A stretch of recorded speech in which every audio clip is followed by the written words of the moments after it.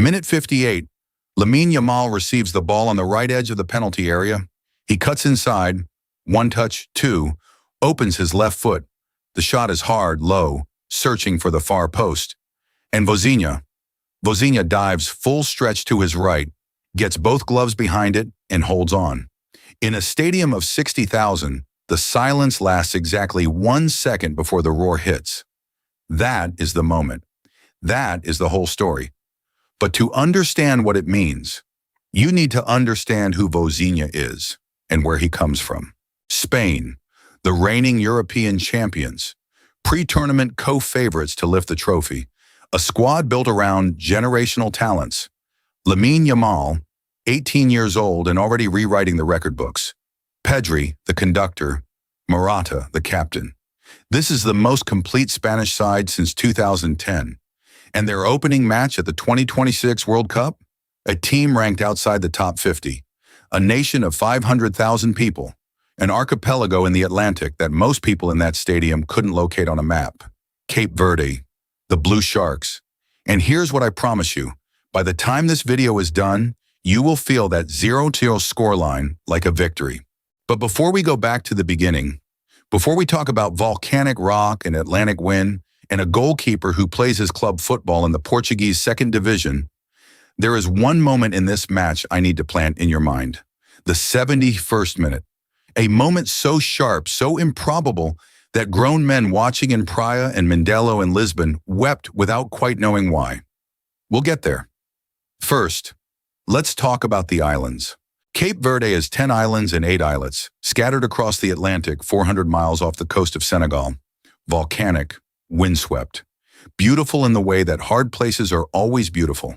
The population, all 500,000 of them, would fit inside a single Premier League stadium with room to spare. Football infrastructure? Sparse. A handful of clubs playing on pitches where the grass fights for space with black, volcanic rock. Boys who grow up kicking balls on cracked concrete, learning the game not from academies but from necessity, from joy, from the sheer human need to play. And yet, sitting in that stadium on a June evening in 2026, wearing the #1 shirt for Cape Verde, was a man named Vozinha, 31 years old. Club, Vitória de Setúbal, Portuguese second division. Wages? Not what you'd call life-changing. And yet for 90 minutes, he was the best goalkeeper in the world. To understand how Cape Verde arrived at this World Cup at all, you have to understand the diaspora. There are more Cape Verdeans living outside Cape Verde than on the islands themselves. In Lisbon, in Rotterdam, in Boston, in Milan. Generations of families who left the archipelago for opportunity, for survival, carrying the islands inside them like a second skin. The national team is built almost entirely from that diaspora. Players born in Portugal, France, the Netherlands, who chose the blue shirt. Not for money, for belonging. There is a music they play in Cape Verde called Morna. It is the sound of longing, of distance, of love for something you can see clearly only when you are far from it. Listen to the squad that lined up against Spain, and you hear Morna in it. Sons of the diaspora, summoned home by the blue shirt. And their coach, a man who has built this team not on flair and budget, but on shape, belief, and the willingness to suffer for each other. Told them before kickoff, Spain will have the ball. Let them have it. Your job is to make the pitch small, to be a wall, to be a jaw, to be sharks. Kickoff, and Spain do exactly what Spain do. Pedri drops between the lines, picking up the ball in pockets no other midfielder finds. Yamal drifts right, pulls defenders wide, opens space. Morata holds the line, making runs that drag center backs out of position. Spain have the ball. Of course they do. In the first half hour, the possession count reads 68-32. 68%. They are passing Cape Verde to death, or trying to. But Cape Verde have read the script. Every time Spain advance into the final third, there are bodies, blue bodies everywhere, blocking lanes, blocking sight lines, throwing themselves in front of shots that have no business being blocked. Minute 23, Yamal clips a ball over the top for a run in behind, and the Cape Verde right back, tracking back at full sprint, gets there first, just. Minute 31. Pedri threads a pass into the penalty area. The striker's first touch is clean, the shot is set, and Vozinha is already moving. He palms it wide. One hand. The corner flag crowd roars. Spain look at each other.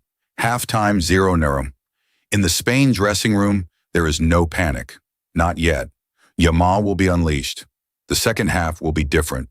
They are certain of this. The second half begins. Spain shifts shape slightly, pushing their fullbacks higher, overloading the Cape Verde wide channels. Minute 48, a near-post cross met by a head, cleared off the line by a Cape Verde defender with no jersey number visible in the instant, just a body flung at the ball, refusing. Minute 55, Pedri plays the perfect disguise through ball. The Spanish striker is clean through. One-on-one, Vozinha comes off his line, quickly, decisively, spreads himself enormous, and the striker's chip clips the outside of the post. The sound of ball on post echoes through the stadium like a gunshot. Minute 58, Yamal again.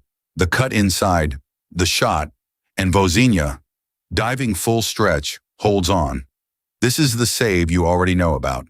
The one I showed you in the first second of this video. What I didn't tell you yet is what happens in the Cape Verde dugout in that moment.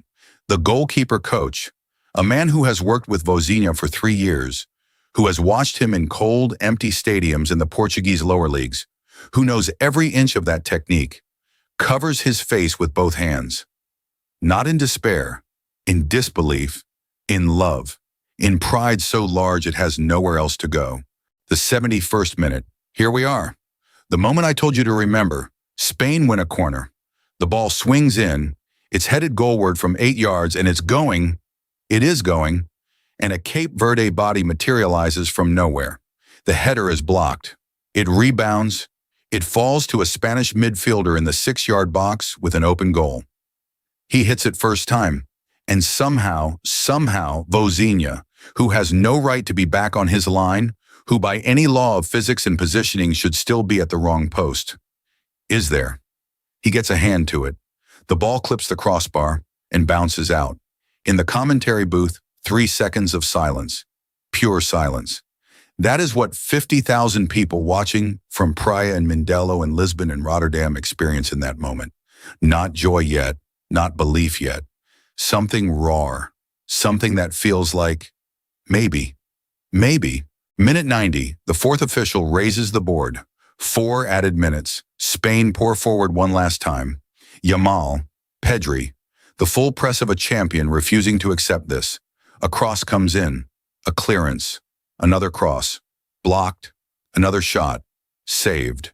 And then, the whistle, full time, Spain 0, Cape Verde 0. In the Cape Verde end of the stadium, grown adults dissolve. A woman in a blue shirt presses both hands flat against her face and screams into them. An old man in the row behind her simply closes his eyes and does not move for a long time. On the pitch, the Cape Verde players pile onto Vozinha. They don't know what to do with their bodies, so they just hold each other. Somewhere in the Portuguese second division, a stadium nobody has heard of outside of Setúbal just became the most important place Vozinha has ever come from. 500,000 people, 10 islands, one goalkeeper playing in the second tier of Portuguese football, against the European champions, against Yamal, Pedri, Morata, and they did not lose. Football does this. In all its fury and chaos and beautiful injustice, football does this. It lets the small feel enormous, if only for 90 minutes. The Blue Sharks bit, and the whole world felt it. If this story moved you, subscribe, because this is what we do here. We find the stories that make football worth loving every single time.